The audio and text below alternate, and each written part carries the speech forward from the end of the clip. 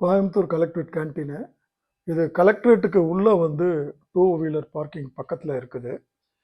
இதை நடத்துறது வந்து டான் டீ வந்து கான்ட்ராக்ட் எடுத்து நடத்துகிறாங்க. இங்கே டீ கடை பெஞ்சுன்னு கேள்விப்பட்டிருக்கோம். இங்கே பெஞ்சு கிடையாது, அதுக்கு பதிலாக சேர்ஸ் தான் இருக்குது. இங்கே வந்து நம்ம ஒரு மெதுவடை, ஒரு மசால் வடை, ஒரு உருளைக்கிழங்கு போண்டா, ஒரு டீ மொத்தமாக சேர்த்து 43 ரூபா வச்சு. 3மே ரொம்ப நல்லா இருந்தது. டீ வந்து நான் எதிர்பார்த்ததை விட நல்லா இருந்தது. கொஞ்சம் ஹைஜீனை இம்ப்ரூவ் பண்ணியிருக்கலாம்.